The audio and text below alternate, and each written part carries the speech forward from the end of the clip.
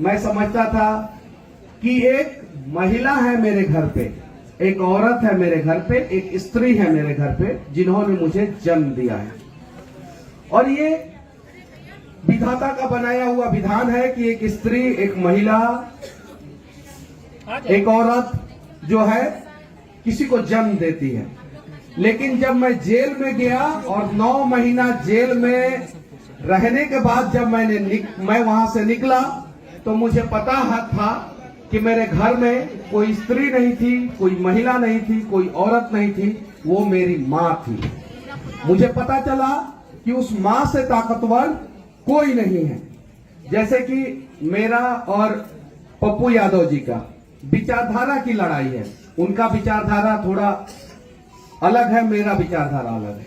बाकी मकसद दोनों का एक ही है कि किसी भी हाल में लोगों का मदद होना चाहिए, बिहार का मदद होना चाहिए। हम लोग उस पर बात करने नहीं आए हैं, हम लोग आए हैं आज महिलाओं के स्वाभिमान के ऊपर बात करने कि महिलाओं का स्वाभिमान का रक्षा कैसे हो। जब तक हम महिला, औरत और स्त्री के नाम से इन लोगों को संबोधित करेंगे, तब तक इन लोगों के स्वाभिमान की रक्षा नहीं होगी। जिस दिन हम लोग समझ लेंगे कि हमारे घर में, हमारे गांव में, हमारे समाज में, हमारे राज्य में, हमारे देश में एक बेटी है, एक बहन है, एक मां है, जिस दिन ये नजरिया हमारा बदल जाएगा, उस दिन हमारे देश में सारी की सारी महिलाएं जो है वो सुरक्षित हो जाएगी। महिला, स्त्री और औरत, बेटी, मां और बहन में जिस दिन बदल जाएगी, उस दिन जो है हमारे देश के हर एक कोने में हर एक बेटी, हर एक मां, हर एक बहन जो है वो सुरक्षित हो जाएगी।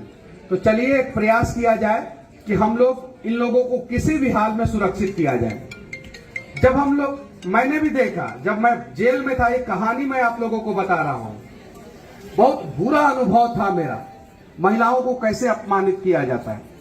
जब जेल की गाड़ी में 55, 60, 65, 70 लोगों को भर के लाया जाता था और हाजत में प्रोड्यूस किया जाता था, और हाजत जो कोर्ट रूम का हाजत है वहां से फिर जेल लेके जाया जाता था, तो उसमें से 10-15 लोग इतने गंदे होते थे, सभी लोग नहीं, जेल में बंद हर एक व्यक्ति गलत नहीं है, उसमें से 75% लोग निर्दोष हैं, 75%। लेकिन उसमें से 10-15 इतने गंदे होते थे, इतने गंदे कि पूरा रास्ता भर महिलाओं को गाली देते जाते थे, बहनों को गाली देते जाते थे, पूरा रास्ता भर बेटियों को गाली देते जाते थे। एक बार मनु महाराज जी ने गाड़ी को रुकवा के जो है उन लोगों का बढ़िया से व्यवस्था किया था, थाना में लगा के बढ़िया से व्यवस्था किया था। अब जरा सोचिए कि जिसको मतलब कि कोर्ट ने जेल के अंदर डाला है, वो जेल के अंदर है, उसके बावजूद जो है उसको नहीं पता है कि महिलाओं को कैसे सम्मानित किया जाए, कैसे सम्मान दिया जाए। वो तो जेल की बात हो गई, जो मैंने देखा मुझे बहुत बुरा लगा, जबकि उसको रोकना चाहिए। अगर मैं रोकूं तो फिर से कल कंट्रोवर्सी होगा और लोग कहेंगे कि मनीष कश्यप को जेल डाल दिया जाए। अगर आपको रियलाइज करना है तो कोर्ट से जो गाड़ी निकलता है गांधी मैदान तक आता है, आप लोग साइड में खड़े हो जाइएगा, देखिएगा कितने गंदे गंदे गाली देते हैं कुछ लोग, वो अलग चीज है। दिल्ली की बात हुई, उत्तर प्रदेश की बात हुई, बिहार की बात हुई, पूरे देश की बात हुई, हम लोग कहां खड़े हैं? हम लोग क्यों नहीं सम्मान देते हैं? जैसे उन्होंने कहा मजहब और धर्म के वजह से जो है महिलाओं को सम्मान नहीं मिल रहा है। नहीं, ऐसा नहीं है। हमारे धर्म में महिलाओं को देवी की संज्ञा दी गई है, दी गई है कि नहीं है? तो हमारे बीच में जो महिलाएं हैं वो देवी के रूप में हैं, तो देवी की पूजा होनी चाहिए या देवी के ऊपर जो है उल्टा सीधा कमेंट होना चाहिए। फेसबुक पे भी जाके हम लोग बहुत गंदा गंदा लिख देते हैं, फेसबुक पे भी जाके, इंस्टाग्राम पे भी जाके, बहुत सारे जगहों पे। जब एक लड़का इंस्टाग्राम पे रील बनाता है तो उसके ऊपर कोई पाबंदी नहीं लगाई जाती है। एक लड़की जब रील बनाती है, एक महिला जो रील बनाती है, तो उसके ऊपर तरह तरह के कमेंट किए जाते हैं। ये गलत है। लेकिन महिलाओं से भी मैं कहना चाहता हूं, आप अपनी संस्कृति और सभ्यता का ख्याल रखते हुए इंस्टाग्राम पे रील बनाएं या इंस्टाग्राम का CEO बन जाए, आपको रिस्पेक्ट मिलेगा।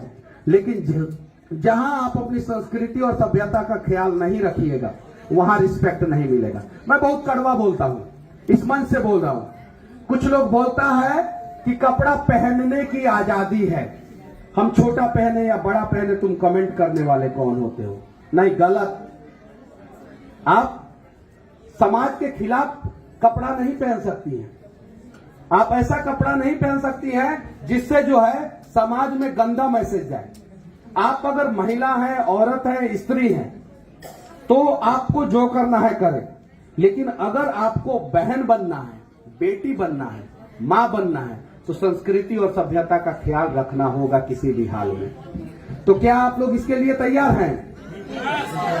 अच्छा, एक और चीज मैं कहना चाहता हूं, इस देश में बहुत सारी महिला आयोग है कि नहीं है? महिला विकास मंच भी है। पुरुष विकास मंच कब बनेगा? नहीं, पुरुष विकास मंच कब बनेगा? पुरुषों का आयोग कब बनेगा? इस मंच से मैं कहना चाहता हूं, महिलाओं के साथ अत्याचार नहीं होना चाहिए, हमें वहां पे खड़ा होना चाहिए। लेकिन दहेज उत्पीड़न के झूठे केस में ऐसे लाखों लोग हमारे देश के जेल में बंद हैं जिन्होंने गलती नहीं किया, उसके बावजूद जो है वो सलाखों के पीछे है। उनका बात कौन करेगा? उनका बात कौन करेगा? गांव में क्या होता है कि जमीन के लिए लड़ाई होता है, छोटी सी लड़ाई होती है, और उस लड़ाई का अंजाम यह होता है कि कुछ लोग 376 का केस करके और जेल में डलवा देते हैं, जबकि उस लड़ाई में ना महिला रहती है, ना इस टीम का महिला रहती है, ना उस टीम का महिला रहती है। तो इस चीज को कब रोका जाएगा? जब तक इस चीज को नहीं रोका जाएगा तब तक शायद ही कोई पुरुष महिला का सम्मान करेगा।